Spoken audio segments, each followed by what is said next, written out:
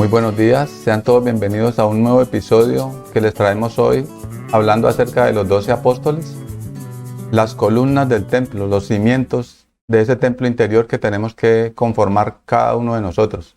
Estamos buscando a hombres especiales que se identifiquen especialmente con este apóstol Jacobo el Mayor, como era conocido, uno de los 12 del círculo íntimo de Jesús, que entonces vamos a relatar acerca de la vida de él y de su legado, de ese ministerio que desarrolló especialmente en Jerusalén y después viajó a España. Y entonces buscamos hombres en España, en América, en todos los lugares de nuestro hermoso planeta para que se sumen a esta fuerza y llamemos a esos 144,000 que están por aparecer, que ya están, pero que cada uno debe sentirlo en su corazón y sumarse a esa fuerza y llamar para levantar a los hombres de este planeta. Entonces vamos a entrar dentro del proceso que vivió Jacobo el Mayor, que también era conocido como el Hijo del Trueno. Hay una historia de este apóstol cuando acompañaba junto a su hermano Juan a Jesús en Samaria. Él se dirigía hacia Jerusalén, pero encontró oposición entre los hombres de ese pueblo, que era un pueblo como dividido, ¿no? Sí leían la Biblia, estudiaban la Torá, pero también seguían otros dioses y adoraban, digamos, otras figuras. Entonces negaron el hospedaje a Jesús. En ese momento, Jacobo y Juan le dijeron a Jesús: Señor, ¿quieres que hagamos descender fuego del cielo y los consuma? Pretendiendo tener poderes que ellos todavía pues no manejaban. Es decir, recordando la historia de Elías, cuando se enfrentó a los hombres del rey, que mandó 400 de esos demonios para que lo aprendieran, ¿no? y lo mataran. Entonces él, con ese poder que tenía, hizo descender fuego del cielo y los destruyó, porque realmente lo que eran los que se querían enfrentar y atrapar a Elías en ese momento eran esos demonios que invadieron y que están aquí y que están detrás de esos poderes. Entonces, por eso se dice en la historia que Jesús les colocó ese sobrenombre, por decirlo así, ese apodo de los hijos del trueno, porque eran impulsivos, eran tenaces, es decir, vio unas características en ellos que más adelante les servirían en esa transformación que cada uno de nosotros tiene que hacer, porque cuando vamos siguiendo la historia, de repente encontramos similitud entre las formas de nosotros comportarnos, de actuar, de vivir, y que puliéndolas podemos llevarlas a un lugar positivo, ¿no? Porque estos hombres eran intensos, impulsivos, eran dedicados y eran tenaces, digamos, en todo lo que hacían. Entonces tenían esas fuerzas que, conduciéndolas bien, los podían llevar a ser unos hombres diferentes, comprometidos con la ley, con la verdad, y eso fue lo que finalmente pues sucedió con estos 12 hombres que se convirtieron en esas columnas de ese templo y que tienen características que muchos hombres en el planeta se van a identificar con ellos, y estamos buscando hoy quiénes son de esas columnas, ¿no? Especialmente la de Jacobo el Mayor, para entrar a conformar y sumar 144,000 hombres que vienen a cumplir con esa profecía de levantar este planeta y de expulsar definitivamente esa oscuridad de él. Entonces, Santiago el Mayor o Jacobo, Santiago hijo de Zebedeo, o dice Santiago de Zebedeo, también conocido como Santiago el Mayor. Vamos a hablar un poquito entonces de esta parte, ¿no? ¿Por qué en esa época, por qué se nombraba siempre al papá? Resulta que el padre de Santiago o Jacobo el Mayor era un comerciante y tenía la capacidad de emplear varias personas, ¿no? Eran pescadores de oficio y entonces manejaba una economía, por eso era reconocido en el pueblo, y a eso se debe pues que siempre se nombre por encima pues a su padre para referenciarlo, y también en alguna medida para diferenciarlo de Santiago el Menor, que era, digamos, uno de los 12 apóstoles, muy importante también, pero digamos en el orden aparece como el noveno de los 12, y Santiago o Jacobo el Mayor era uno de los del círculo cercano a Jesús, digamos en el orden que aparece es el tercero, el cuarto, porque primero estaba Pedro, estaba Juan y después estaba Andrés y luego seguía Jacobo, aunque los hijos del trueno se les nombraba a Pedro, a Juan y a Jacobo, por ese carácter impulsivo y fuerte que tenían y un liderazgo que manejaban. Entonces tenían esas condiciones con las cuales Jesús trabajó para poderlos pulir y llegaran a ser pues esos templos vivos de esas columnas, ¿no?, que conforman esa ciudad santa que se tiene que conformar, y que ellos empezaron ese camino y fueron llamando hombres por todos los lugares. El lugar donde a él le correspondió predicar, digamos, y llevar el evangelio fue en España. Por eso también seguramente muchos hombres se van a identificar con este apóstol de ese lugar, de este planeta. Santiago de Cebedeo pertenecía al llamado círculo de dilectos, o sea, de los preferidos, de los amados, de los cercanos de Jesús. Estuvo con él en ocasiones especiales, en la resurrección de la hija de Jairo, en la transfiguración en el huerto de Getsemaní, donde Jesús se retiró a orar en agonía ante la perspectiva de su pasión y muerte. También fue testigo privilegiado de las apariciones de Jesús resucitado y de la pesca milagrosa en el mar de Tiberíades, según el libro de los Hechos de los Apóstoles. El Pentecostés también se encuentra a Santiago en espera orante, siempre como uno de los máximos referentes de la primera comunidad cristiana. Junto con Simón, Pedro y Juan, murió a manos de Herodes Agripa I en Jerusalén entre los años 41 y 44 de nuestra era. Es decir, que tenía unas condiciones, ¿no?, y era un ejemplo para los demás apóstoles a partir de ese sacrificio. Recordemos que murió a espada y fue, digamos, directamente preso pues por este demonio de Herodes Agripa I. Y entonces él lo encontró haciendo lo que le correspondía, es decir, no lo encontró tomando, ni haciendo otras actividades, ni acostado en una hamaca, no, lo encontró trabajando. Cuando él fue preso y fue muerto, lo encontraron ejerciendo su ministerio. Entonces, por eso se convirtió en un ejemplo para los demás apóstoles. Datos interesantes sobre el apóstol Jacobo, el primero de los apóstoles que fue martirizado, uno de los 12 discípulos o apóstoles de Jesús. Su padre se llamaba Zebedeo y su madre Salomé. El apóstol Juan era su hermano. Recordemos que era Juan el evangelista, porque otro Juan conocido de todos es el Bautista, pero este, que era uno de los 12 apóstoles, era Juan el evangelista. De acuerdo a la tradición, era primo de Jesús, pues su madre Salomé era hermana de María. Entonces era primo de Jesús, pescador de profesión, al igual que Pedro y Juan y su hermano Andrés. Junto a su hermano Juan, Jesús les da ese apodo de los hijos del trueno. Entonces, hablando de la historia, pues, de lo que sucedió cuando iban por Samaria. Conocido también como Santiago, y no se debe confundir con el otro Jacobo, que era pues lo que explicábamos, ¿no?, el menor, que incluso en algunos lugares aparece que dicen que era más bajito de estatura, entonces era como algo para diferenciarlo a él, se le nombraba el menor y el mayor. ¿De dónde era el apóstol Jacobo? Como las escrituras indican que Juan era quizás el menor entre los 12, podemos concluir que Jacobo era su hermano mayor. Las escrituras hacen referencia a su padre Zebedeo y su madre Salomé. Su madre era la hermana de María, la madre de Jesús. Sí, esta conclusión basada en Juan 19:25 es correcta, pues Jacobo y Juan no solamente eran primos de Jesús, pero también parientes de Juan el Bautista. Zebedeo y sus hijos tenían una empresa de la pesca y de acuerdo a Marcos 1:20 tenían la capacidad de emplear a otros. Era cercano a los hermanos Pedro, Andrés y hasta colaboraban juntos en el trabajo.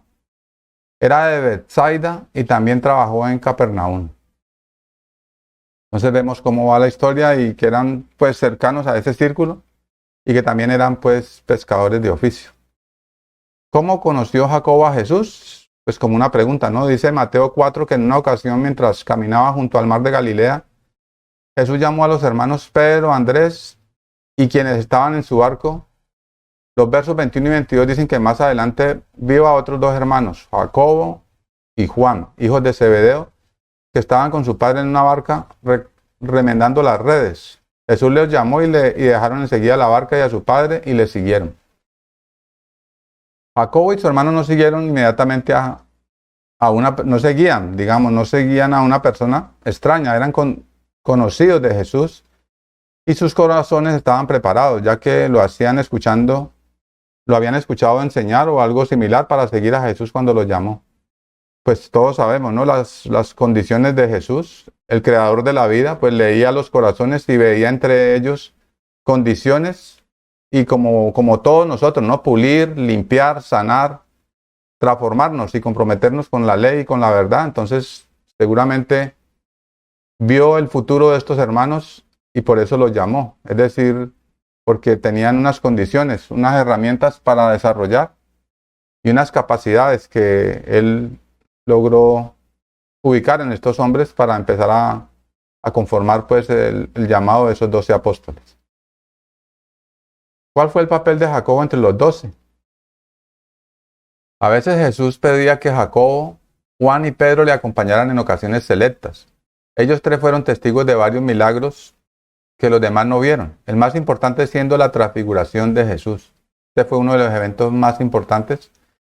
Pero entonces vamos a hablar de otro evento, algo que sucedió cuando la madre Salomé habló, digamos, por sus hijos, pidiendo, como decíamos, no eran del círculo cercano, ella era hermana de la madre de Jesús, tal vez un poquito de inconsciencia y para aprender todo, ¿no? De esta mujer cuando le pide un lugar para sus hijos en su reino. Entonces, en Mateo 20 al 23 de la Reina Valera, podemos encontrar entonces cómo ella se le acercó y le dijo, Señor, postrándose ante él y pidiéndole algo. Él le dijo, ¿qué quieres? Ella le dijo, ordena que en tu reino se sienten estos 2 hijos míos, el uno a tu derecha y el otro a tu izquierda. Entonces Jesús aprovecha para enseñar que en el reino de Dios lo importante es servir. En ese momento él le dice, no sabes lo que pides, mujer. Dice, no me corresponde a mí decir quién se va a sentar al lado mío. Eso fue, digamos, una elección que hizo el Padre. Es decir, era como una profecía y eso pues fue determinado por el Padre. Él se refiere al Padre eterno, ¿no? Al Dios creador de todo. Entonces, esta fue la historia cuando la mujer Salomé le pide un lugar para sus hijos.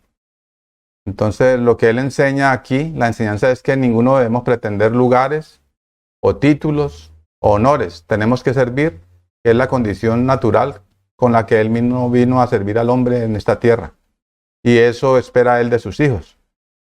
Entonces, no necesariamente la posición más impresionante, pues, es la que realmente vale entre todos. Eventos importantes relacionados con Pedro en los evangelios.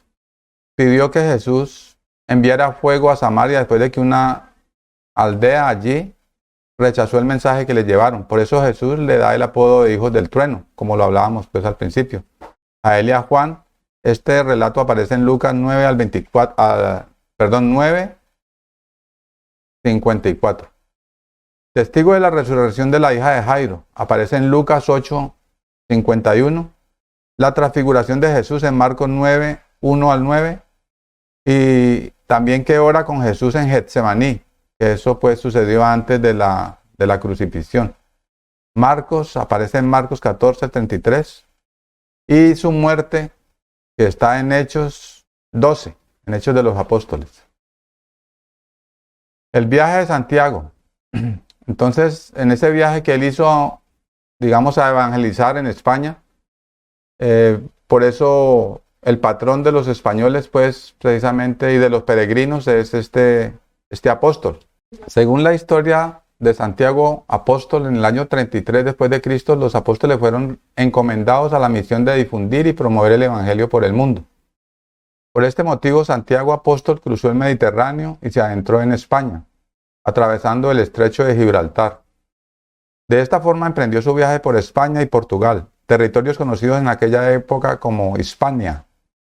No se sabe con exactitud el recorrido que siguió Santiago el Mayor hasta alcanzar Galicia, que en la época romana recibía el nombre de Gallaecia. bueno, todo ese proceso que él vivió y porque recordemos que él inició en Jerusalén y luego empezó ese recorrido pues por España. Algunos historiadores apuntan que bordeó el sur de España y que luego recorrió la desolada costa de Portugal. Otros relatos de la historia del Camino de Santiago afirman que recorrió el Valle del Ebro, atravesando las tierras catalanas y luego tomó la vía romana de la cordillera Cantábrica hasta La Coruña. Incluso hay teorías que apuntan a que se dirigió a Murcia, pasando por Cartagena y desde allí continuó hacia el norte. Miremos cómo estos hombres fueron designados para llevar el Evangelio por todo el planeta. En este caso a Santiago el apóstol, Jacobo el mayor, le fue, digamos, designado este lugar. Por eso esos hombres, con ese espíritu y con esa condición, los estamos buscando por todos los lugares. La fuerza está en muchos hombres por todo el planeta y se están buscando esos hombres especiales que se eligen a sí mismos a difundir este mensaje. ¿Y cuál es la condición de Jacobo? Hablaba acerca en muchos de su trabajo que realizó, de esa transformación, de ese sermón del monte que tantas veces se ha estudiado y se ha hablado, ¿no? Es decir, él decía, vosotros sois la sal del mundo, vosotros sois la luz del mundo. Hablaba de hombres especiales que tienen que nacer de sí mismos y salir a buscar a sus demás hermanos. Pero tienen que dejar atrás ese viejo hombre. Ese hombre, cuando él nombraba a los hijos del trueno, también se refería a eso, ¿no? Ese hombre impulsivo, peleonero, borracho, bueno, el que comete toda clase de faltas a la moral, que es algo que digamos que sucede en el planeta. En este momento estamos viviendo unas condiciones deplorables, digamos, ya no hay respeto, esa ética, esa fuerza, esa condición, digamos, de hombre justo, de hombre sano. Nosotros sabemos cuando estamos violentando leyes. Entonces es transformar, es dejar atrás esas condiciones que no nos han llevado a ningún lugar y que han oscurecido, digamos, esas fuerzas y que no han permitido que el hombre despierte y se levante. Y eso es lo que está como una profecía que va a suceder. La nueva ciudad que se va a conformar tiene que ser construida, vamos a decir así, levantada por esas piedras de justicia y de verdad que somos cada uno de los hombres que está despertando en esta reina del sur. El primer mártir. Lucas no elabora más que algunos versos sobre la muerte de Jacobo. La única muerte de los apóstoles, aparte de Judas, el que traicionó a Jesús, que está documentada en la Biblia. Escribiendo sobre la persecución de los primeros cristianos por orden de Herodes, Lucas comenta en Hechos 12, 1 al 3, que en este tiempo el rey Herodes hizo arrestar a algunos de la iglesia con el fin de maltratarlos. A Jacobo, hermano de Juan, lo mandó matar a espada. Al ver pues que esto agradaba a los judíos, procedió a prender también a Pedro. La tradición pone el evento en el año 44 después de Cristo. Su historia termina ahí, pero su legado nos alcanza hasta el día de hoy. Aunque a estos hombres los mataron, a unos a espada, a otros crucificados, a otros apedreados, no terminaron ni dejaron su misión y nunca renunciaron a esta verdad. Y esa fuerza y ese legado quedó sembrado en el corazón de muchos hombres en España y por todos los lugares que hoy y tienen que despertar para seguir multiplicando esa fuerza. Porque es que ese templo se construye y las piedras que lo conforman son hombres. Y de eso vamos a hablar un poquito más adelante. Esa fuerza y esas condiciones y esas características que tenía Jacobo el mayor se encuentra y las vamos a encontrar en muchos hombres que están por todos los lugares en este hermoso planeta en el que habitamos.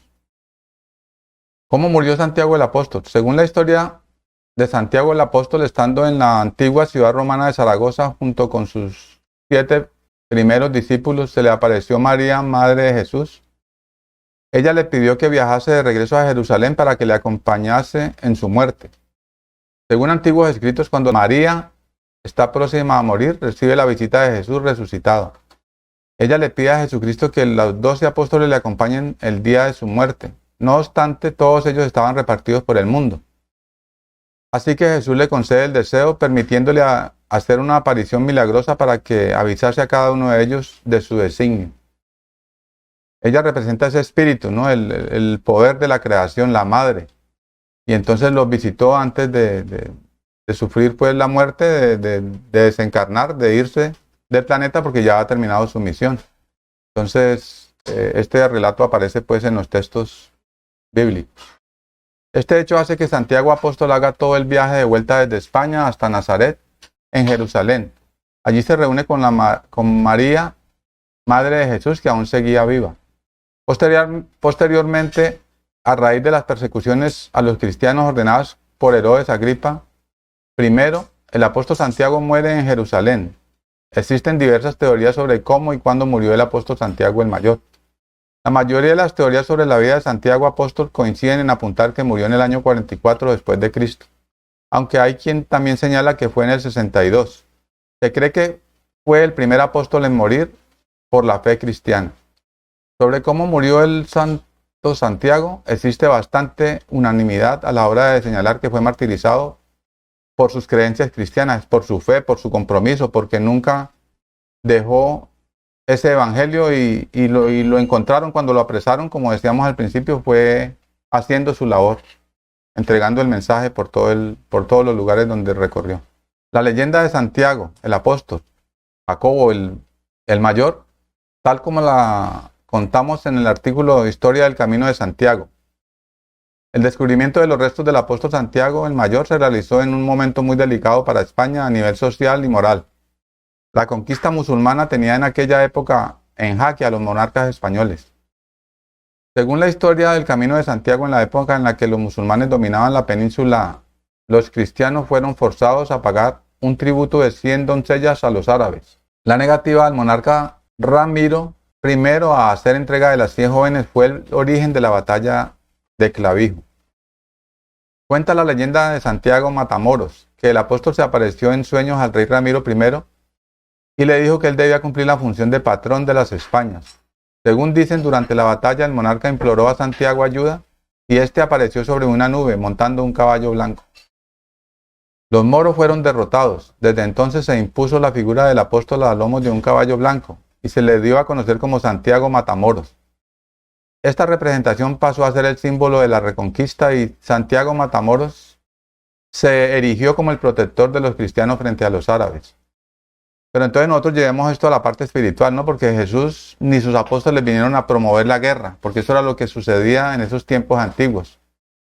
Las guerras eran por tierras y por poder, y eso era lo que hacían los monarcas y los reyes de la época, y todavía sigue sucediendo, ¿no?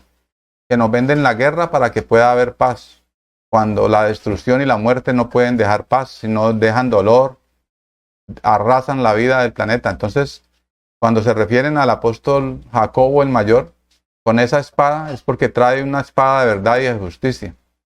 Y hace referencia un poquito a cómo aparece también el Cristo en Apocalipsis, ¿no? Hay una cita donde habla acerca de cómo llega montando el caballo blanco para vencer.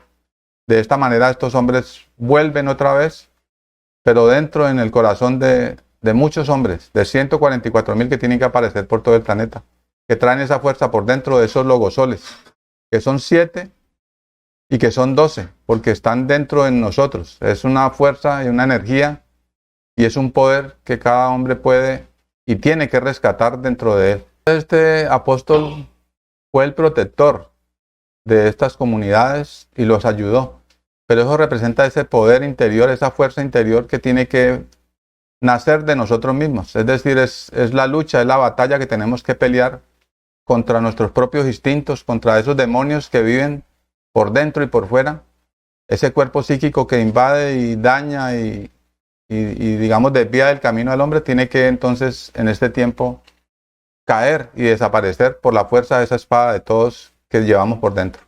Y llamó a Jacobo y le dijo: eres el fuego del hombre y en tu contienda debes mantener prendida tu lámpara. Solo así llegarás voluntad de emprendedor.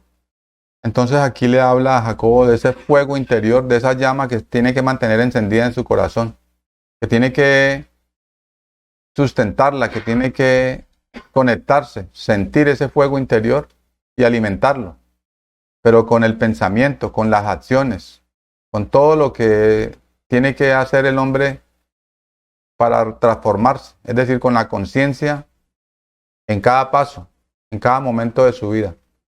Ser un ejemplo para los demás. Entonces, así como a este hombre se le insta a seguir esa luz y prender su llama, es la necesidad también que tenemos de que todas esas llamas se enciendan en los corazones, que no se han apagado, pero que tenemos que impulsar, alimentar para que vuelvan otra vez y encendamos el fuego en el corazón de todo este planeta. El fuego de los hombres de la luz que vuelven a restaurar la antigua belleza del planeta, lo que fue hecho perfecto, la creación perfecta de Dios y digamos, la condición que tenemos todos como hijos de Dios de restablecer la luz y elevar este planeta de dimensión. Recordemos que los 12 cimientos son las 12 piedras del templo, las que sustentan las columnas de ese templo, y que cada una de esas piedras tiene 12.000 estadios, hablan de 12.000 hombres. Entonces estamos buscando esos hombres con esas características para que se sumen a esta fuerza, para que empecemos entonces a construir ese templo interior, no ese templo de piedras que está afuera, y el que habla la religión, y hablan los oscuros que tienen planeado una guerra y de la destrucción del planeta. No, nosotros tenemos que construir un templo interior para que esa gran ciudad que desciende del cielo, primero surja dentro de cada uno de nosotros, y para eso entonces buscamos los hombres de cada piedra. Son 12 piedras. Jacobo el mayor representa una de esas 12 piedras. Entonces vamos a hablar acerca de esta parte, ¿no?, que también podemos encontrar en Apocalipsis 21. Pero si ustedes quieren ir también a nuestro canal y buscar donde hablamos acerca de las 12 piedras, y están todas explicaditas y sustentadas. Entonces vamos a hablar ahorita de este apóstol y de la piedra que le corresponde a él. Y el muro de la ciudad tenía 12 cimientos, y sobre ellos los 12 nombres de los 12 apóstoles del Cordero. Y los cimientos del muro de la ciudad estaban adornados con toda piedra preciosa. El primer cimiento era jaspe, el segundo zafiro, el tercero ágata, es del cual vamos a hablar en el día de hoy.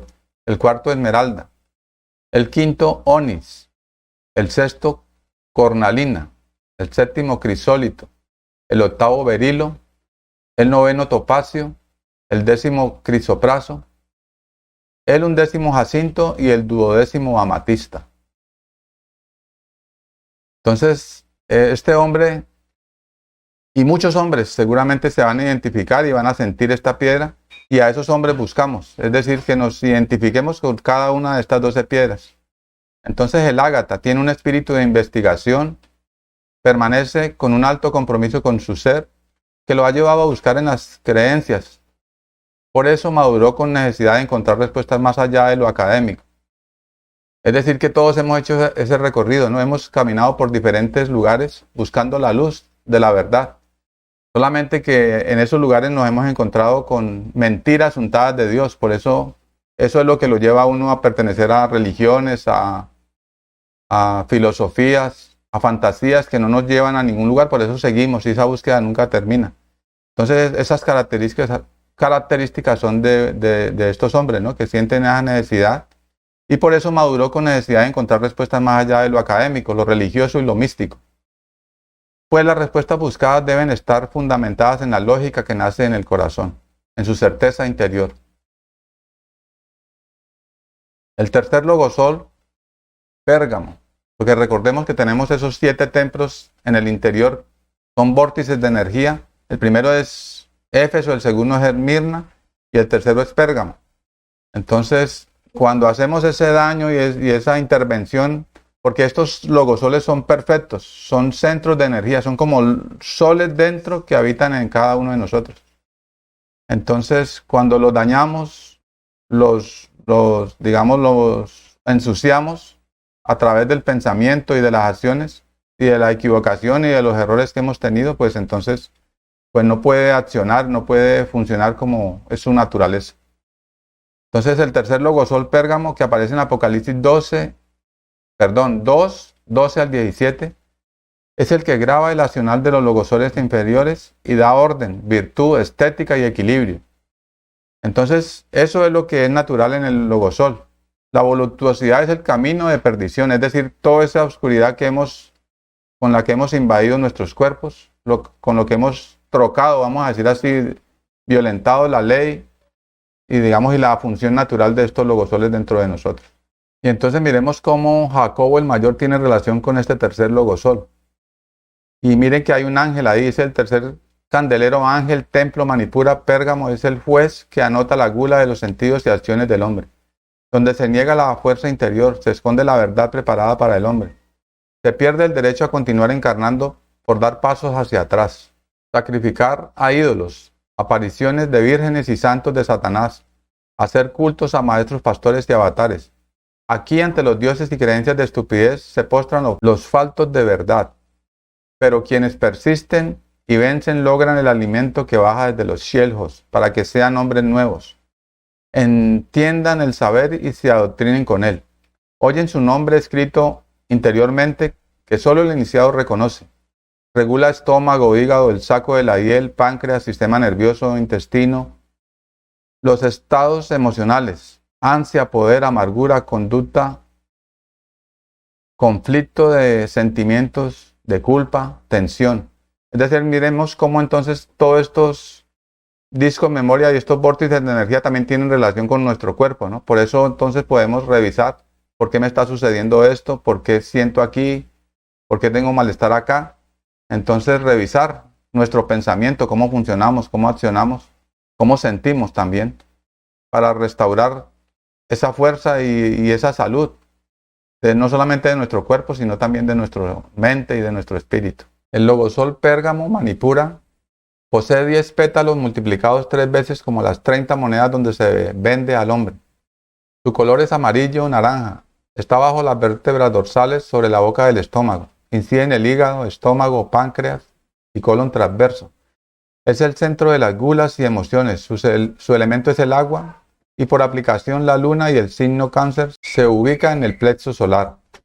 Es carnal, pasional, sensual, mental. Allí está el trono de la inmundicia, lascivia, pornografía, crimen, ultraje, suciedad y oscuridad de espíritu. Trabaja con la célula mental emocional, es el código memoria de todas las iras, rencores, la fornicación y los fanáticos. La gula en los sentidos, los pensamientos desordenados se convierten en guerras. Aquí el hombre se deja arrastrar por sus ídolos, creencias y mitos. Esto aparece en Aram 3 en la página 192. Este templo nos está hablando acerca de todo lo que tenemos que corregir. Recordemos que es el que rige o el que representa al apóstol Jacobo el mayor, que está invitándonos a la transformación, al cambio, a dejar los vicios, las emociones, el sexo, la pornografía, todo lo que está ahí, esa gula de los sentidos y también el deseo de cosas materiales, todo lo que no sirve, lo que es de este mundo tenemos que desecharlo. Eso es vamos a decir, lo complejo para muchos que no se quieren comprometer con la ley y la verdad. Después preguntamos por qué me suceden, por qué me va así, por qué me va mal, por qué he perdido la salud, porque estoy perdiendo la vida, pero resulta que no revisamos realmente lo que hemos hecho cada uno, ¿no? No es darnos látigo como nos enseña mucha la religión, sino revisar, rectificar, pedir perdón y perdonar y caminar hacia adelante con un pensamiento nuevo y escuchando al corazón, no escuchando al oído, a la mente, es decir, lo que nos dice el mundo que tenemos que hacer, lo que nos dice el sistema o lo que nos dice el demiurgo, que es realmente el que trabaja nuestros sentidos y los manipula. Entonces, tenemos que escuchar nuestro corazón, tenemos que empezar a caminar derecho, como nos enseñó Juan, como nos llamó también a rectificar, y así como lo hicieron estos apóstoles en su caminar y en su evangelización a través de todos los lugares por este planeta. En ese mismo proceso donde hacemos toda esta transformación, donde el hombre se vuelve consciente de cada acto de su vida y empieza a transformar y a enderezar su camino, entonces surge ese nuevo hombre de la Reina del Sur. No perdáis, este es uno de los códigos de la lógica, el código 20. También hemos hablado y están, este documento en internet lo podemos encontrar y podemos revisarlo y estudiarlo porque es definitivo para la comprensión y para el aprendizaje de cómo tiene que funcionar el hombre pues en este planeta. El nuevo hombre de la Reina del Sur. No perdáis la posibilidad de avanzar en forma tangible de marchar en el camino de la falsa fe, solo por el temor de perder la vida. Os ofrezco la corona de la vida. Ya ha nacido en vuestras tierras el nuevo hombre. ¿Y cuáles son esas nuevas tierras? ¿Y cuáles son esas tierras? Es cada uno de nosotros, es esta tierra, este cuerpo, este ser, es todo lo que nosotros somos. Somos un pequeño, digamos, universo en gestación. Dentro de nosotros se mueven y habitan todas las fuerzas del universo. Entonces, en esta tierra ha nacido el nuevo hombre. Ya ha nacido en vuestras tierras el nuevo hombre, mutante por excelencia, con resplandores codiciables, con brillo interior, con luz eterna. Os estamos dando por ley el amor y la comprensión. Tomadlos y dejad atrás las viejas envolturas que solo os han traído desolación y ruina. Revestidos con alas de eterno fulgor, sed osados y valientes al ensayar el nuevo vuelo. No repitáis los errores del pasado. Cultivad los atributos de majestad creadora en este dorado amanecer. Este dorado amanecer es el por el que tenemos que luchar y con el que nos tenemos que conectar. Es cierto que viene una renovación, está anunciado y es una profecía. El planeta va a sufrir o va a vivir una purificación, porque es necesario que todo lo oscuro salga, desaparezca, no solamente de nosotros, sino del planeta, pero debe comenzar dentro en cada uno, en esa transformación consciente, en ese nacer de nuevo que tiene que suceder dentro de cada uno, y generar y gestar ese Dios por dentro, porque somos hijos de Él. Es decir, si yo soy hijo de Dios, debo pensar, sentir, hablar, hacer como Él. Por eso el ejemplo de Jesús y de su evangelio que llevaron por todo el planeta los 12 apóstoles, y que nos sumemos a esas fuerzas de cada uno de ellos, porque somos parte de esos 144,000. Un gran abrazo para todos. Esperamos entonces continuar con esta saga de los 12 apóstoles dentro de 8 días. Los esperamos. Un abrazo y esperemos que hayan sentido y algunos se hayan conectado con esta fuerza del apóstol Santiago el Mayor, que es una de las piedras, que es el ágata, que tiene las condiciones y características de muchos hombres por todo el planeta. Entonces, los esperamos en 8 días. Un gran abrazo para todos. Fue un momento así que llegó como el amanecer, espontánea como el canto de un tierno jilguero azul.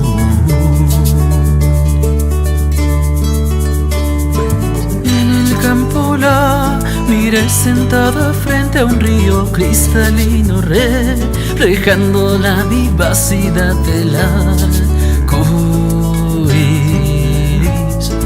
arcoíris.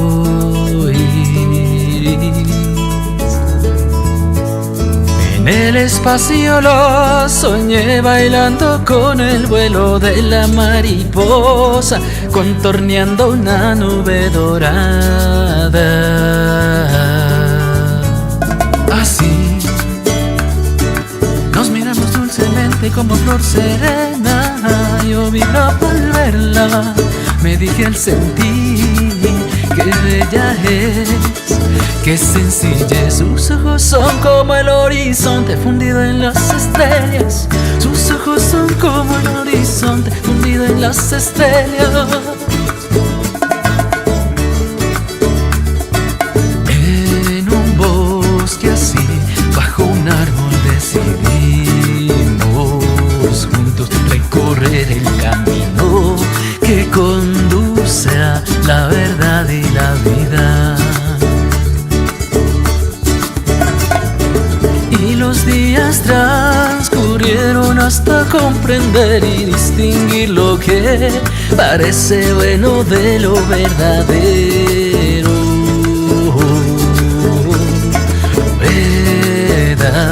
Verdadero.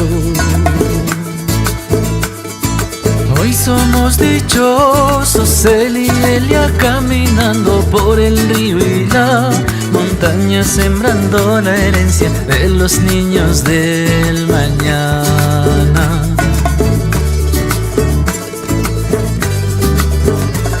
Así sonreímos tiernamente como rayo de sol, me iluminaba al verla, me dije al sentir qué bella es, qué sencillez, qué bella es, qué sencillez, qué bella es, qué sencillez.